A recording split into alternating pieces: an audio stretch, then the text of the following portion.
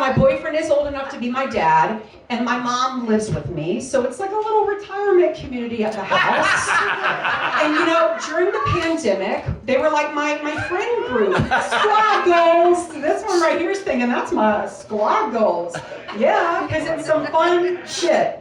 I call it rolling with the seniors. To make it sound a lot more fun than it is. And people will be like, what did you do this weekend, Brooke? And I'm like, I was rolling with the seniors. We played bingo or canasta if we get crazy. 8 lime sherbet, and we're in bed by 7 o'clock watching Matlock. Yeah! Yeah, that's where I would be right about now. You know what I mean? But I love Matlock. Yeah, but I'm taking care of 2 aging parents, my dad and my mom. And people do say taking care of, you know, old people's a lot like dealing with toddlers. I'm like, yeah, that is kind of right. Both groups really, you know, are stubborn. They like chicken nuggets, and they also pee themselves a little bit. But the big difference between aging people and toddlers, prunes, right? You give a little kid, there was a little kid in the bar earlier, and I mean, you might give him a prune, and he would be like, ew, gross! Whereas a senior citizen, you give them a prune, and they go, oh yeah, that's my shit! Literally. Yes. I don't have children. I just have 2 rescue dogs, Annie and Archer. Yes.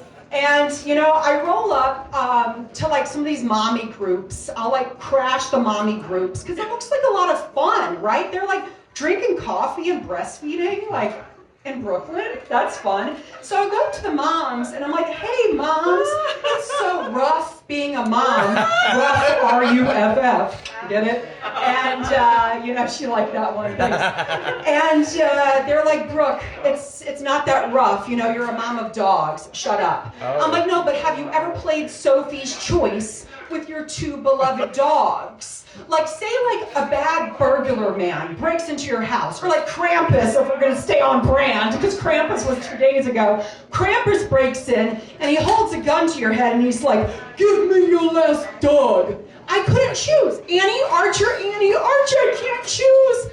But if it was children, I would just be like, oh, here, take the one who's been singing Wicked on repeat. You know, take that child. That's right. I don't have kids, I don't want kids, but I'm not going to talk shit about kids.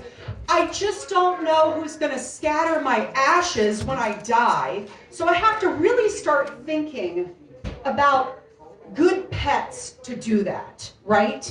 And I think the best choice is a carrier pigeon. You just tell that little guy, like, put him in a letter and say, go to Guam, go to Tahiti. Hell, go to the Jersey Shore. My ashes would be fine any of those places. Or a dog would be a good choice, because dogs are very, very loyal. They would just be a good boy and follow whatever I write down my instructions to do. But a really bad cat to scatter, shucks, I just ruined it. A really bad pet to scatter ashes would be a cat, because they would scatter your ashes and then poop on you, and then look up at you in heaven and be like, girl, come down here and clean myself up. And I probably would, because I'm such a sucker like that for animals. Y'all, what is up with Taylor Swift?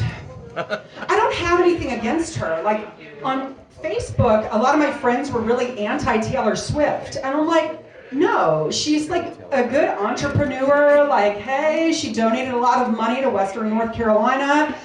But she does have some weird lyrics. You know, most of her songs are fun, but there's that one song, do y'all know the Anti-Hero? Yes. Yeah. Where it's like, I have this dream, my daughter-in-law kills me for the money. She thinks I left them in the will. We gather around in a circle and read it. Someone screams, she's laughing up at us from hell.